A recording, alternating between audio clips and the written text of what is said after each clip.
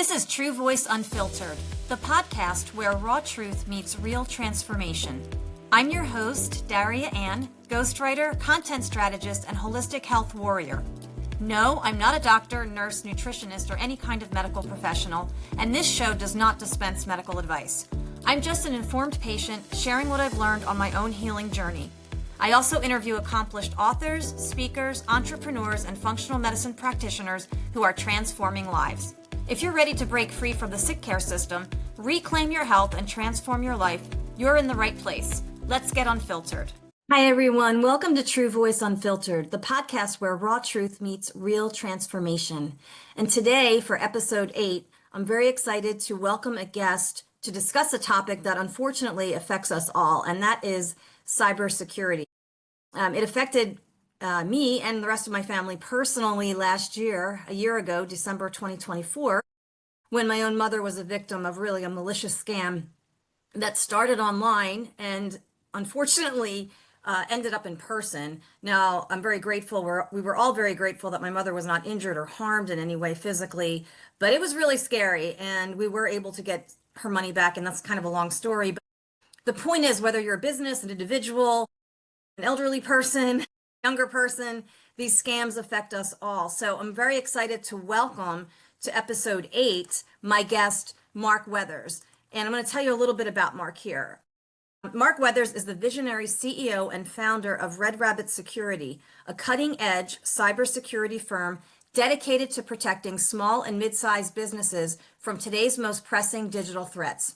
With over 2 decades of experience in information security, Marc has built a reputation as a trusted leader in the fields of threat prevention, compliance, and cyber resilience.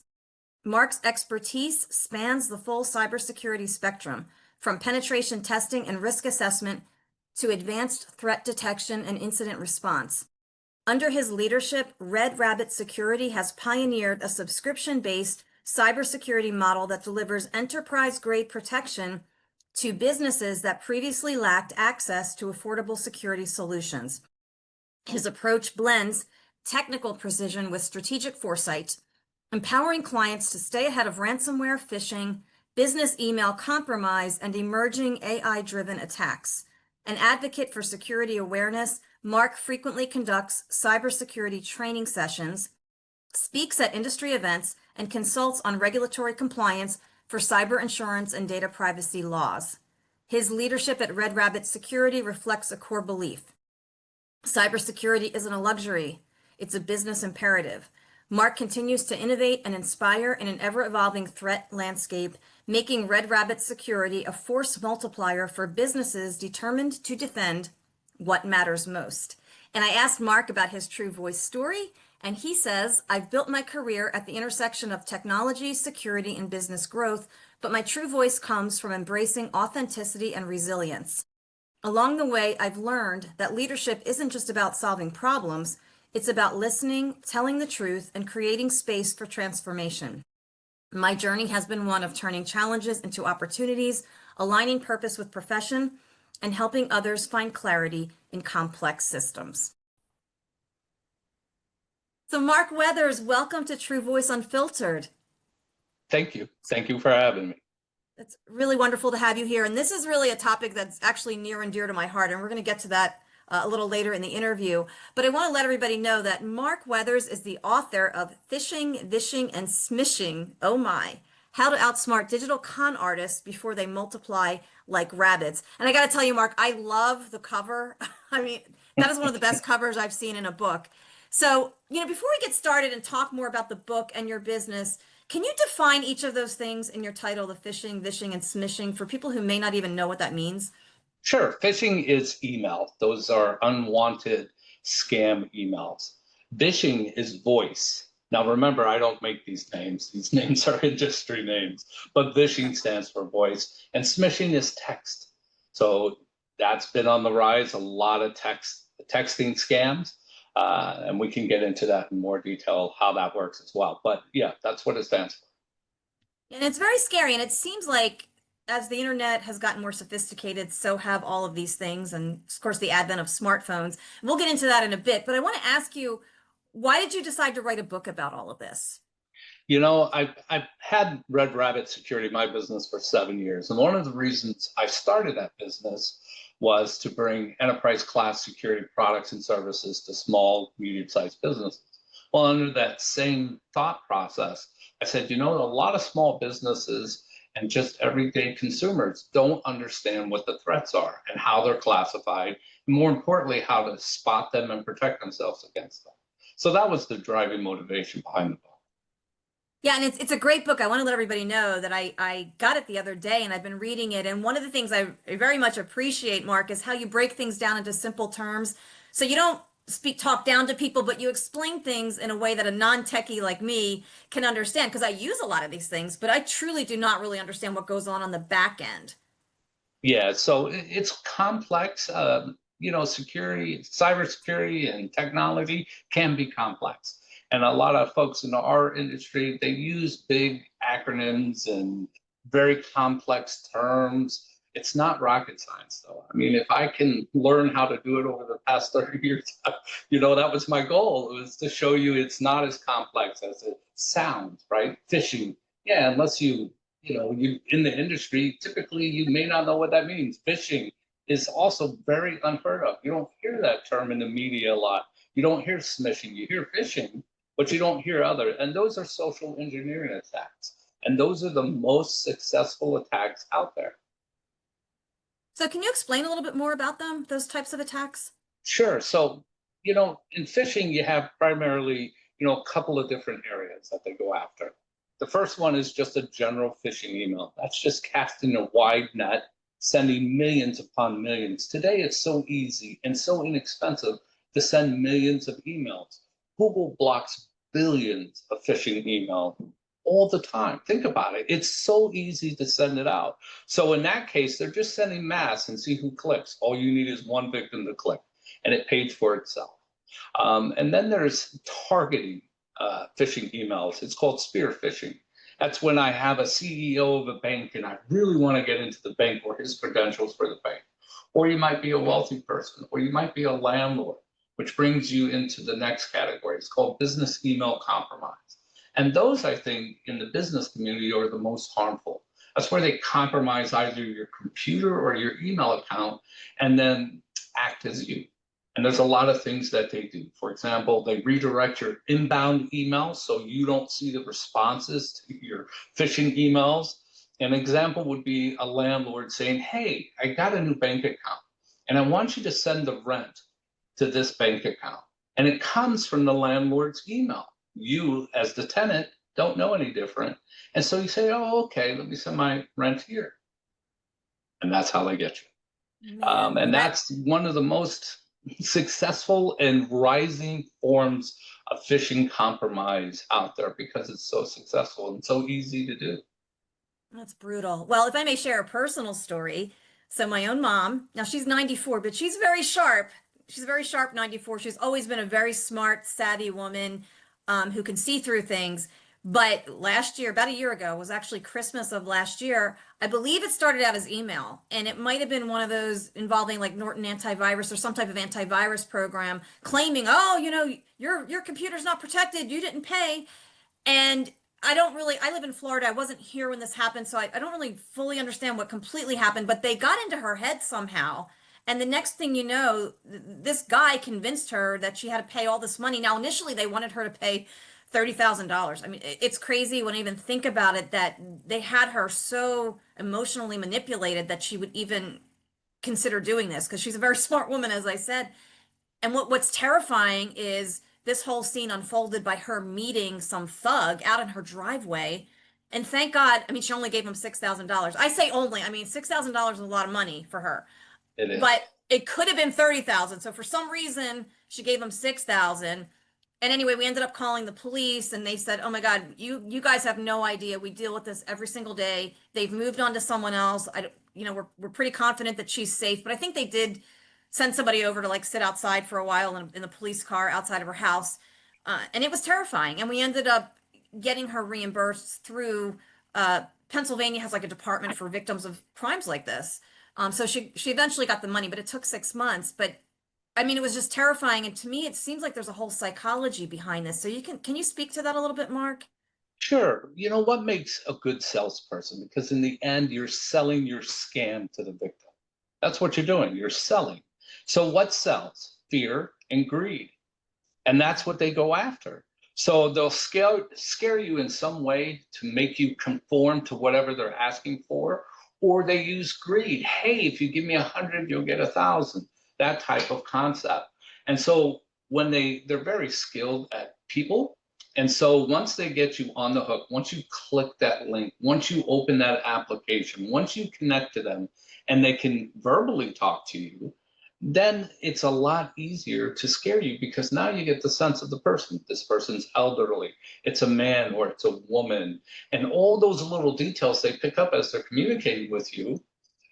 That's what forms the strategy. So they'll go after fear. Oh my God, your child is arrested and you have to give me $10,000. Oh my God, your computer's compromising your bank account. And you're going to lose everything and you owe taxes and you have to pay $6,000 right now. In fact, it's so urgent, I'm going to send my representative over to collect the money. So, I mean, there's so many ways and different angles that they go after. And all depends on the person and how successful. That's why I always say, don't click. You send me an email with attachment, I'm not going to click it. I'm just not, even if I think it may be legit or not. I don't do that. I don't click on links. I don't open attachments. I don't do any of those things. The Norton scam you reference comes in two ways. One is by email, right? They send you an email, but they also do web pop-ups. So Google Chrome has a notification feature that's on by default, and you can send pop-ups that say, bah, bah. They have a horn and everything else that makes it really obnoxious, and the notification won't go away, and it covers 3/4 of your screen, and it says your computer's compromised because you didn't renew Norton.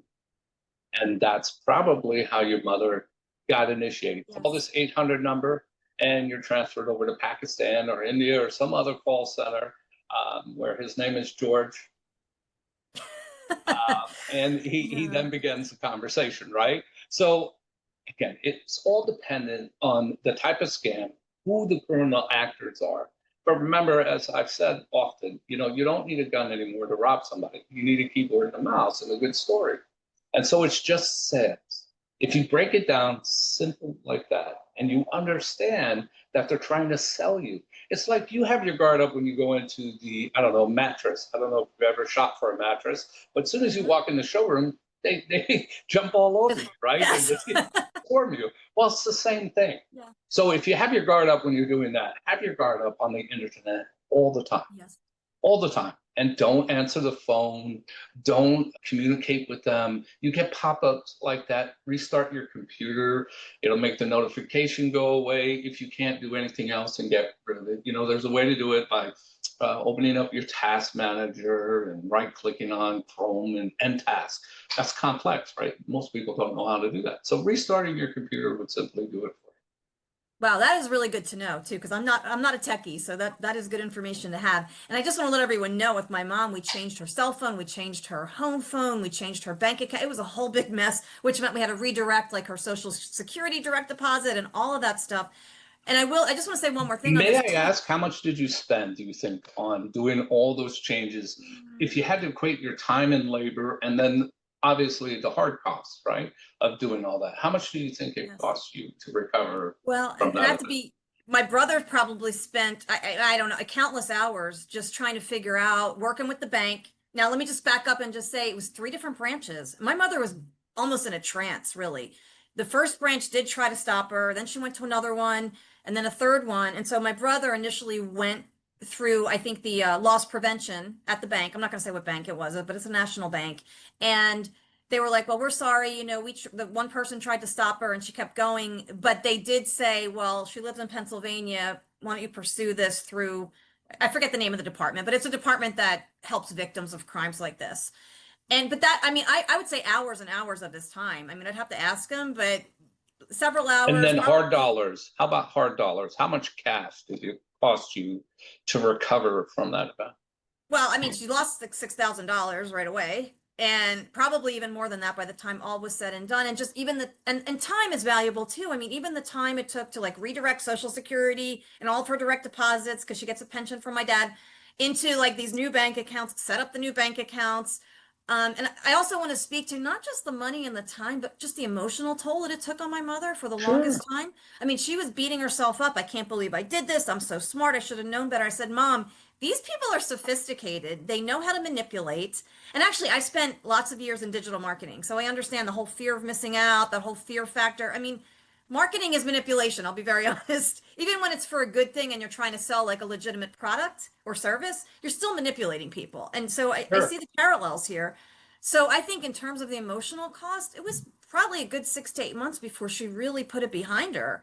And Yeah. just was beating herself up. And that's the thing that really bothered me the most. I mean, yeah, there was the cost of time and money, trying to get back her money, maybe the money, really, when you add up the dollars, just trying to get this whole thing resolved. But I think for me, the thing that bothered me most is that somebody would pick on a vulnerable person like a senior citizen and think that that's okay and not have any problems with it. And now knowing that these people are out there doing it again, they've probably ripped off, I don't know how many people, hundreds of people, because this was almost a year ago that this Yeah. happened. So So, it happens a lot. And the point of the money is for as little as $20 a month, she could have protected herself. yes, And that that's would have awesome. never happened to her for $20 a month. So a lot of people say all the time, hey, I'm a small business, or I'm a solo practitioner, or I'm a home user, why would they want me? You're exactly who I'm looking for, because it's easy and you don't think you need anything. So I know you don't have any tools in place to stop me, right? Nothing is infallible, but you make it as hard as you can. And security, the best security is layered security. That's what zero trust is all about, right? It's just different layers of technology, process, and people that prevent these kind of things. And if you do that, you'll be relatively safe on the internet. Plus, the best protection is you. And that's why I wrote the book, right? We call it, the butt in the seat, right? That's your biggest threat, because you're the one behind the keyboard clicking and opening and doing things. So if you're well educated, and studies have shown this, well educated employees, your risk as a business goes down. The more you educate, the more you test, the more you sample, the better they get at recognizing different threats, right? In your mother's case, she didn't have any of that. So she never experienced anything like that. So that's why it was so successful and so easy for them. Yeah. So, Mark, tell us a little bit about Red Rabbit Security and what you guys do. So, you said $20 a month. So, I'm very curious now how that works. So when I started again 7 years ago, I told you I wanted to bring those products to the masses, small business, medium-sized business. So how do you do that? Well, I buy in bulk. Currently, we have well over 5,000 computers under management. That's a lot of computers. So I Yeah. have great buying power. I have great relationships in the industry. So I'm able to suppress those prices, and I pass those savings off to the customer. We also operate 24/7. I don't outsource my cybersecurity operations center. It's my staff. I have 17 employees. So the reason I have so many is because we operate 24/7. That's a lot of hours to cover in a day. Make sure you have redundancy and all those things. So, but my point is, all combined, on the low end, you get for $20, you get three softwares, right? You get a next-gen antivirus, an application control, and an asset management. These are just fancy terms for software that take care of either software or the security software for your business, right? And then look at the computers themselves. The number one way to get in a computer outside of some sort of social engineering attack, which we talked about, that's the phishing, vishing, and smishing, is having it unpatched or not updated. Microsoft spends billions every year patching, just making updates. They've made a mistake, and they say, hey, here's the update, but here's the bad news. They tell you about the update, great. They also tell you why. Well, it's compromised in this manner, and here's how we fixed it. Well, you just told every bad guy in the world how to break into Mm. a computer. So if you don't patch it, you don't update it, you're at risk now. Now, what you can talk about likelihood of those events happening, but again, if you take it from a basic concept, you just told the whole world how to break into a computer. And if you don't update it, you're going to get compromised at some point. It's not a matter of when or if, It's when, right? Think about it, right? I have a game plan. And if I'm on the internet, I'm looking for certain things on a computer or a network, and I recognize it based off what you told me, Microsoft, are the threat indicators, and I can find them, I'm in. It's not very hard. So those things are important. That's your asset management. Application control is a great tool. What it does is it says, I don't care who you are, what permissions you have. You cannot install any software on this computer unless we allow it. And that's very effective against malwares, ransomwares, and things like that. It's very effective. And then your next gen antivirus. You know what an antivirus is. Next gen just means it does more. It does like behavioral analysis and things like that. So those are the three core components of any good security plan. And then you go from $30, which protects your email. We look for threats. As you might imagine, I see a lot of email every day. I'm sure. A lot of endpoints. So, you know, between the technology, the tools we use, and our experience, believe it or not, every client, we take a 10 email sample every day, and we go through those 10 emails. Should it have been made through? You know, should it have been delivered? Or no, it was a threat. Why did it get delivered? So we do that analysis because it's an ever-changing environment. For me, that's the fun, right? Because the learning never stops. But for the bad guys, they know that. For every countermeasure you put in place, they come up with countermeasures. So it's a battle that never stops. It's a constant back and forth like tennis. And that's what's fun about it for me, but what's bad about it for you, right? Because you can't sit there and say, oh, I know that's a threat. You have no idea. And because of the volume and the amount, most importantly, what's at stake, right? Again, it takes one click. You might be lucky for 5, 10 years and nothing ever happens. That one time you click it, all those years you saved $20 a month or $5 a month, whatever, you just paid it all back. It's like car insurance, right? You have it, but you hate paying for it. So, I mean, it's one of those things that you need to make sure that you take care of. Yeah, and think about your life. Your life is on that mobile device, on that laptop, on that desktop, on that iPad or tablet. Your livelihood today, nowadays, everything you are is on that device. And now you're going to let a complete stranger in because you didn't do the basics to protect yourself. It's terrifying. So your service covers like all devices, so it would cover like smartphone and mobility devices. Those are a little less expensive at $15, right? But it's the same concept. Similar tools, they're different tools, but they're similar in what they do, right?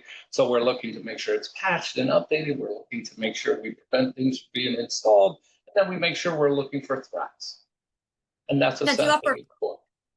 Do you offer a plan that includes both? Like, say I want to protect my laptop and my phone. Awesome. Yes. That's great. Those are they're priced differently. They're cheaper for the mobility. Sure. Because it's not as complex, right? Right. No, understood. So, Marc, I would be remiss if I did not talk about AI. I have a love-hate relationship with AI, mostly hate because I'm a writer and spent a lot of years in digital marketing. And when AI came on the scene, the owners of the company just thought it was the greatest thing since sliced bread or since the invention of the airplane. And I, being very authentic and being a professional writer, it's not my favorite thing, but like it or not, it's out there. But AI is also playing into this. And I just want to say one thing. I remember around that time, this might have been 3 years ago, the constitutional lawyer, Jonathan Turley, I think his name is, there was a fake news story that looked so real, claiming that he raped all these law students down in Mexico, I think. And I thought, oh my God, how terrifying is that? And then I remember another story about a woman her husband and her daughter were on a ski trip together. And so she knew where they were, thank God. But she got this call allegedly from her daughter. It sounded just like her daughter's voice, that she had been kidnapped. And oh my God, Mom, you got to come and save me. And thank God this woman knew where her child was and her husband. So nothing bad came from it. But I mean, just the thought that's happening. And that was just the beginning. I mean, this was like 3 years ago, and it seems like it's only gotten worse. So can you speak to the influence of AI in this whole cybersecurity issue? Sure. So what is AI? Let's start there. It's machine learning. It's not self-aware. So the computer isn't going to wake up one day and say, hey, I'm going to be a hacker today. So it's machine learning. It only knows what it's been taught. The difference between it and you is it can do it a gazillion times faster. So that's the power of AI, right? Machine learning. Now let's turn it into cyber. Well, one of the key ways to figure out if it was a phishing email or an easy way was misspelling and bad punctuation in an email. Well, AI takes care of that, right? The other thing AI can do is it can emulate or copy, just like you gave your examples of voice. It's very good at that. And it does it very, very fast. So imagine I'm an adversary and I want to write 50 different phishing emails and send it out to 50 million people. It can do that task in seconds. Crazy. So Crazy. it takes somebody who does not have good control or good abilities in the English language, makes them an English professor, and it will send out very, very, very like emails like from IBM, Microsoft, or your bank, Chase or Bank of America, and you won't notice the difference. Another thing was you could always tell by the images they use. They look copies of copies of copies. They were bad quality. Not anymore. AI will take that image and make it so clean and representative, you don't know the difference. You couldn't tell the difference between the actual logo and a fake logo. And that's how good it is. So, it made the challenge of visually spotting threats, phishing emails, very hard. There's still tells that you can do, like the sending address. Even though it might spoof and say your name, if you look at the actual source of the email, you can see it comes from XYZ Corp in Yeah. Bangladesh. So Yeah. you'll be able to tell pretty quickly from that perspective. But visually, yeah, it's gotten harder and harder. So AI and the advent of AI and the advent of so many tools, right? It's cloud-based. So for an adversary to go out and sign up for all these free accounts like ChatGPT, ChatGPT is very good at writing phishing emails. It spits out the results in probably 10 seconds, and you have your campaign. It'll even send it for you. And that's the other part of AI when it comes into doing threats. That's called data orchestration. Basically, what it will do is it will do several steps. It creates a workflow. First, you do this, then you do that, and then you finish, right? So in a phishing email, first write it. Second, grab all the email addresses. Third, send all the emails. Fourth, give me a report of everyone that successfully got it and end the task. So it's all hands-off approach now. So you don't even have to monitor it like you used to have to do. So that's why it's become such a tool that it creates a lot of worry and panic in my industry. But there's countermeasures, right? Remember, as I said before, for every countermeasure, there's counter. And for us, AI works also. It can interpret different pieces of information very fast, as I mentioned. Well, think about a phishing email. If I know what the tails are of a phishing email or a scam email, I can write AI rules to spot that on the inbound email. Hey, these two things don't match. Stop it. So it has its pros and its cons. Yeah. Yeah, like everything in life, right? That's right. So yeah, it's interesting. So yeah, so it can be used, I think it's humans that are the factor here as to whether something is good or bad. Think Right. about all the threats you've heard. I'll give you an example. There was a huge compromise at a casino. I'm not going to mention the victim, but it was all over the news, okay? And it was big. And do you know how they did it? No. You would think a casino would have all this elaborate security, and they did. Where they failed was social engineering. The adversary called and said he was the IT manager, and he had his wallet and phone stolen. So he couldn't remember his password because it was made by a password manager and it was very complex. So he had no idea. He lost his phone, so he couldn't use multi-factor authentication. And he was so convincing and so browbeat the help desk person who had answered the phone, they relented and gave him access. And Oh my once they gosh. did, he was the IT director, right? So he had unlimited access throughout the Oh my gosh. organization. And it was a $15 million initial loss. Wow. Oh my gosh. You That's see, social incredible. engineering works even Yeah. for the trained employee. They're susceptible to it. I do a lot of penetration testing, and I always start with the receptionist. I will call her and say, hey, my name's Mark. I'm not lying. And I just started in the help desk. And my first job was to create a knowledge base of common technology issues.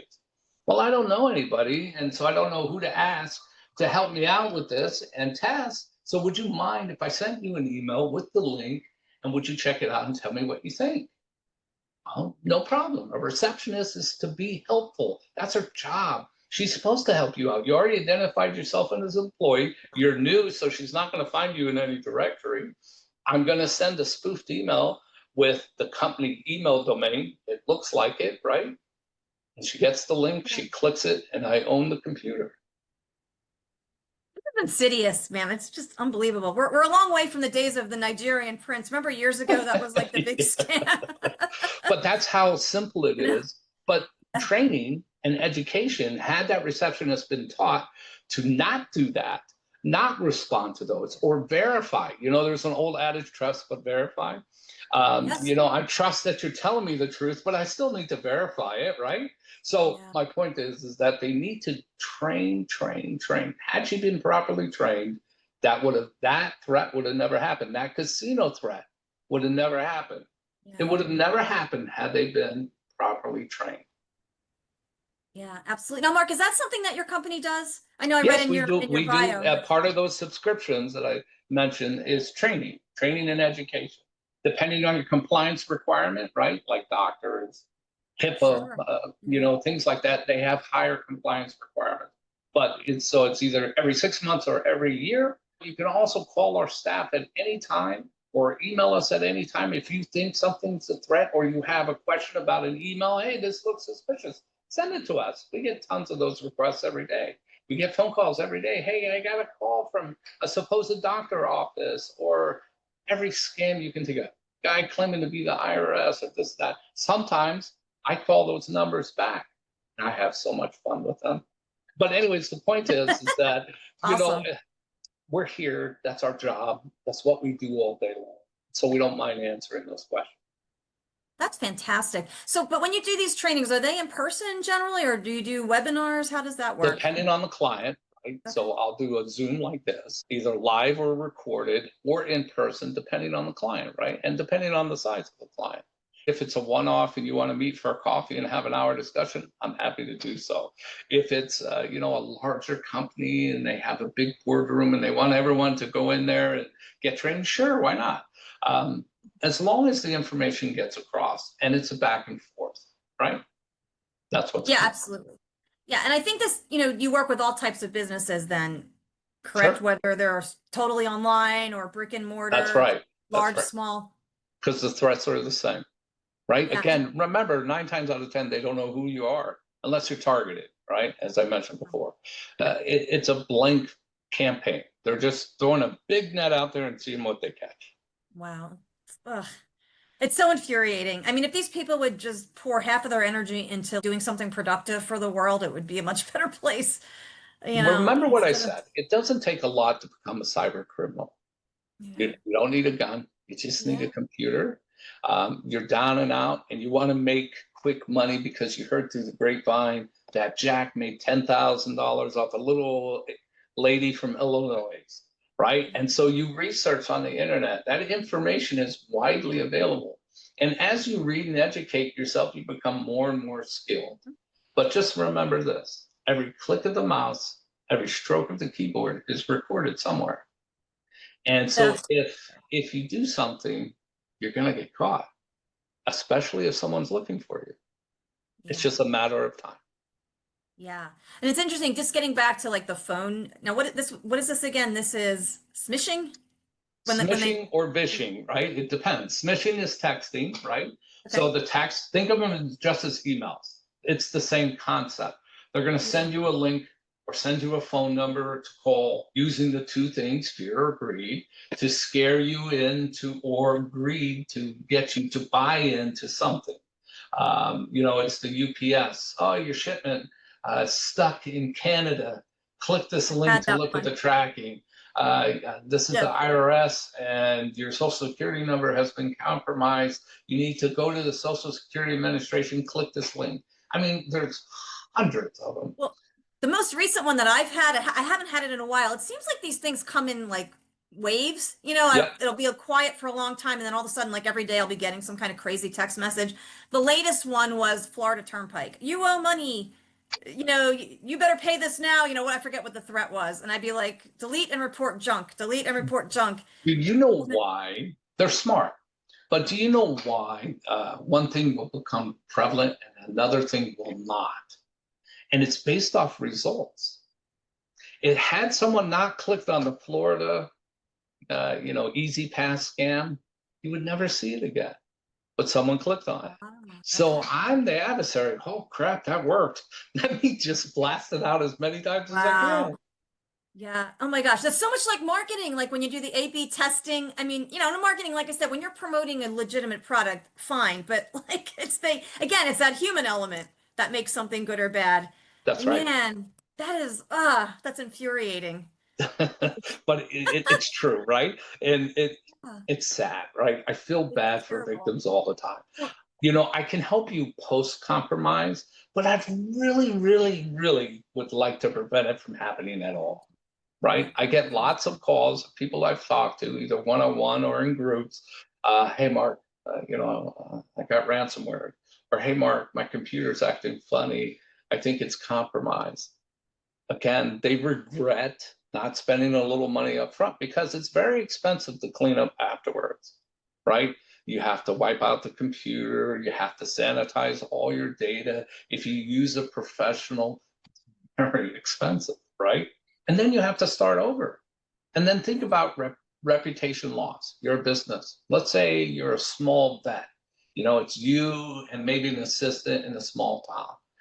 If your clients find out that you've been compromised, do you think your customers are going to give you a credit card again or come see you again? The answer to that is no. So you're going to have to start over again. Same thing with the lawyers. It happens with lawyers a lot, right? Again, as a lawyer, that's your name. Your name is your brand. Now your name just got ruined. And for what? You didn't want to spend $20 or $30 or whatever it is. So you have to remember that, right? Unfortunately, people have to make money. It's not free. I wish I could make it free, but it's not free. But we made it as inexpensive to protect yourself as possible. Yeah, wasn't it Benjamin Franklin? Just do it. I mean, you don't have to use me. Just do those 3 things I talked about. And if you do that, you'll be okay. Was it Benjamin Franklin that said an ounce of prevention is worth a pound of cure? I don't know who said it, but you're exactly right, right? So, Well, it's just like our health too. Wouldn't you rather prevent, getting cancer? Now, I don't know if things are guaranteed, but wouldn't you rather just do all the things to keep yourself healthy versus end up in the hospital or end up on some kind of treatment protocol? It's just like anything you do in life. It's no different, right? And you regret. I'll give you a funny example that I use all the time. So in business, you should have cybersecurity insurance, right? You should, whether you're one person or hundreds of employees. And the reason you do is something like this happens. It's not if, it's when. You have financial protection. However, just like your car insurance, they have rules. You have to follow the rules. And so in car insurance, you get in an accident, you get hurt, and you weren't wearing your seatbelt. Guess what the insurance company's not paying for? Your medical bills. Because in there it says, in every policy in America, you have to wear your seatbelt. Right. Well, in cybersecurity insurance, it says, there are basically 12 things you need to do, like have an antivirus for one. You need to check the logs for two. So, there are rules that you have to follow. Don't lie. Because remember, the adjuster is not your friend. No. He's there to save the insurance company money. And in some cases, he gets paid off of how much money he saves. So just remember, they're there to trip you up. It's a business. But if you do the right thing and you're smart and you follow the rules, it's really, really great to have when you need it. Yeah, absolutely. So Marc, I want to pivot a little bit and just talk about the process of writing a book. What was that like for you? And I love that you did it, and I'm still reading it, and it's very helpful, and I plan to get a review up there soon. But what was that process like for you once you decided you were going to write a book? Well, before I started, I had hair. No, I'm kidding. I'm kidding. It was a long process. I had the idea floating around in my head. And then it's lots of research, right? You want to make sure that what you're passing off as advice or information is accurate, right? So you want to do your homework again. Even though I have all this experience, you still want to make sure you dotted your I's and crossed your T's. So that took a long time. And then compiling the book was really difficult. But what the hardest part was finding a good editor and publisher. That probably took me 3 months. In total, it was 9 months. It took me 3 months to find someone who's, number one, willing to do it. Number two, had somewhat technical understanding. You don't have to be an expert, but you at least need to understand what you're reading, right? How can you edit something if you don't know what it's about? And then, the actual work, the work product. So that, I would say, was one of the biggest challenges I had in writing the book, was finding the editor and publishing. As far as the content of the book, it's years of experience, knowing the workflows, how it works, just day to day. This is what I deal with all day long. And then the translation from technical to human speak, right? It's like robot language to people language. But, deciphering these complex problems. And then how do you explain it effectively in layman's terms? And that was the goal of doing this book, was to take a non-technical person, give them a source of information so they could protect themselves for free, other than the cost of the book. Sure. No, and it's wonderful, and I highly recommend that everyone get it. It's available on Amazon. It's available in Kindle for $4.99 and paperback for $15.99. And Mark, I see right now you have 11 5-star reviews, which is phenomenal. It's so good. I mean, I'm learning things that I didn't know. I mean, I did know somewhere along the line, I learned about looking at the sender's email, and then that became really easy to spot that. But they've gotten so sophisticated, and with AI, it's gotten even worse, as you just described. So I have to get this book, because I really want to, I want to be able to refer to it. And that's the thing too, like it's great just to refer back to as things come up as well. And it kind of gives a non-techie like me just sort of the knowledge I need to protect myself. But I do recommend, and I'm definitely going to look into being proactive and signing up for one of your subscriptions just to protect my business, because I'm online all the time. That's my business. Sure. Helping people here's another use case for that. I will start by asking you a question. What do you think the most vulnerable population is in our society today? Is it the 18 to 30? Is it the 30 to 50? The 50 to 70, or the 70 and above? See, I would say 70 and above, just based on my mom's experience, but I think maybe I'm wrong. You're wrong. Okay. It's the young, 18 wow. to that 30 range, 25, 30 range. And the reason is they grew up in technology. They never once thought about security. Wow. The older folks, until you get to the elderly, right, where they have certain issues, or maybe memory or different issues like that make them more vulnerable. But in general, it's the lackadaisical mentality of the youth, and they don't think of security. That's the last and the furthest thing on their mind is cybersecurity. And they're the most vulnerable population. They get scammed the most.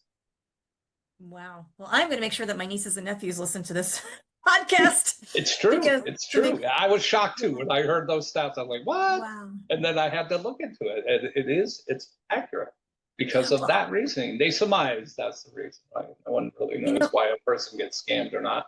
But I would say that, for the most part, I would agree with that, right? Because it does take attention to detail. You do have to stop. Don't be in a hurry. Click. Slow down. Just look at what you're reading. If it's too good to be true, guess what? It's too good to be true. So, exactly. Don't click on it. Don't open it. Don't share it. Don't send it. If it's a text, don't click on it. Delete it. And most importantly, if you ever have a question about a piece of information you get claiming to be from some party, don't call the phone number in the message you got. Look up the phone number on the internet and call them. That's great advice. Verify, right? Even your friends. Hey, Sally, did you send this to me? Why? Yeah, it's a great joke. Please don't send me jokes anymore. I'm not going to open them. Well, Or whatever it is, a recipe, yeah. author, a link, all those things. Don't do it, because if I've compromised Sally's computer, I got you, because I see all our emails and I know what things you respond to. So if I'm sending you a recipe Dating. once a month, well, guess what? October's recipe is going to be a virus. Oh gosh, it's horrible. That reminds me too, something you said. That's another thing that's happened to me recently via text where it'll be an unknown phone number and they'll just type in like hi or something, or Because something they want you to short. respond. And the And I reason that they do, because here's the best part. In reality, the text message hi is not the threat. The threat is your response. Behind the scenes, it's tied to an authentication. oh, You now just authenticated and said this person's allowed. So now they took over either your multi-factor authentication or compromised your SIM card in some way oh by God. simply responding. It gets more technical than that, and there's more explanations behind that. But just so you know, if you get those, don't respond to them, because you're giving them inadvertently permission. Yes. Oh, I just hit delete and report junk. But Don't respond. but I know that probably there are a lot of, well, like you said, something that works. When they discover something works, they keep doing it. So I'm sure there are people that fall for that. And it's crazy. One other thing I want to ask about, I don't know if this relates sort of directly, but you mentioned vets. I follow a lot of dog rescues online, like on X and places like that. And there's one I love in South Carolina that I donate to a lot. But I cannot tell you how many times a representative from that dog rescue will say, this account is impersonating me. Like if you see this, and maybe they change like one thing, like maybe it's an O that they change to a zero. Like they just make it different enough where if you're not paying attention, like you just said with the young people, if you're not really looking, you think it's that legitimate person who's asking for pledges. And That's right. to me, that's probably the most evil, is when it's done to a worthy organization that's trying to help dogs or children or whoever that's trying to do something useful and helpful for a vulnerable animals or vulnerable children or whoever it is, and then these people just, they don't care. They will just jump in there and try to rip them Sure. off. Every time there's a natural disaster or some big event, Americans are very, very generous. And Yes. it's awesome to be in a country where we have so many citizens willing to be so generous. But that said, the bad guy knows that. So he's going to sit there and set up every single solitary scam he can think of. He watches the news, and the news will say, hey, the Red Cross set up a new center. Dial this phone number or go to this website. You just gave me the Ugh. pathway on what to do and how to emulate and fake it. So again, you have to get the word out there to get the donations, but conversely, you're exposing yourself to threats. And I'm sure after this podcast, the amount of scams and threats I'm going to get via email, phone numbers, and everything else is going to go up significantly. Wow. But it's just the nature of the beast, right? So with charities, it's the same way, unfortunately, right? When there's big events, everybody's paying attention, including the bad guys. Yeah. Yeah, unbelievable. Well, Marc, I am so glad that you joined me today for such a timely, important, and I would say urgent topic. It's a topic that affects everyone, whether or not you have a business, as we discussed, whether you're retired, whether you're young, especially if you're young, apparently. And I have to say, I'm so glad that none of this existed when I was going through school, like no social media. I'm It glad did. that It just wasn't as popular as it yeah, is I now. guess. Yeah, I'm just grateful. I mean, I won't even get into the downside of social media and the cyberbullying and all that, but I've always been very grateful that I wasn't directly. I mean, I think I'm grateful that I was old enough to, like, by the time all this stuff came around, have more discernment. I think when you're younger, you don't, and that definitely ties into what you just said earlier about Yep. the younger population being the most vulnerable, because you think you're invincible anyway, and now you add this on top of it, and it's just a Yeah. recipe for disaster. I don't care. Click, click, click, click. Yeah, exactly. So, Marc, I'm going to put all this in the show description, but let everybody know where they can find you, your website, where they can find out Sure. more about if they want to sign up for subscription, things like that. Absolutely. So our website is Red Rabbit Sec. That's SEC.com. And on there, you'll find a wealth of information plus a contact us. And it has our phone number on there as well. My email address is mark@redrabbitsec.com. Feel free to email me at any time, and I'll be happy to respond to you with any questions or concerns you might have. I do want to say with charities, we do a lot of charity work. In other words, we don't charge for a lot of different things. If there are certain exposures or hacks, if you will, breaches that they have. So we do a lot for charity. So we don't mind helping out. So even if it seems like a serious question, ask the question. You might be surprised by the answer. Well, that is awesome. And I'm going to definitely share this episode. Well, I'm going to share this episode anyway, but I'm definitely going to share it with some of my favorite dog rescues so Absolutely. that they're aware, because it really, it's hard enough when somebody you love gets scammed. And then you see, especially in the dog rescue world, it's such a heartbreaking, difficult thing to It's do. hard And to yet raise they're out funds there. for it. Yeah, It's it's hard hard to to raise raise funds. funds. My brother and his wife own canine training business in South Carolina. And, just by extension, I've learned a lot about that and rescues. And it's a tough business. It's hard to get money as it is for dog rescues. And then when you have someone steal what little resources they do have, it's very frustrating. Yeah. And I mean, not even to mention just the emotional toll of that kind of work. Since Yep. you mentioned South Carolina, I want to give a shout out to Rescue Coop because they are the rescue in South Carolina that I discovered online. I volunteer in Florida, but I discovered them on X, and she's just this little rescue. It's just really one woman and a couple of fosters. And I mean, I think she's up to like 400 dogs that she's rescued in 3 years. Wow. And I just hate when I see anything where she's been scammed or any other rescue online that's really doing legitimate work, because it's also an emotional strain. I mean, you lose dogs and it's just tough. So to see them lose funding Sure. because Have her reach out and I'll be happy to help her. I will definitely do that, Marc. Well, thank you so much for joining me. Again, everyone, please get Marc's book. I want to go ahead and just let everybody know that the book is called Phishing, Vishing, and Smishing. Oh my, how to outsmart digital con artists before they multiply like rabbits. What a great title too, Marc. I love that. Absolutely Thank love you. that. A little nod to the Wizard of Oz there. And it's available in Kindle and paperback. I will put the link to that in the show description. Encourage everyone to visit your website. And you are on LinkedIn, correct, Marc, as well? That is correct. Yeah. Yeah, Feel they free can to get, reach out to me there. okay, and they can get to that through your website. You have your little. Yep. Or just search my name, Marc Weathers, on LinkedIn, and I will pop up. This Awesome. bald head. You'll see it. Awesome. Well, thanks so much for joining me, Marc, and have a great day. And I hope that this podcast brings you lots of new inquiries and customers. I appreciate the time.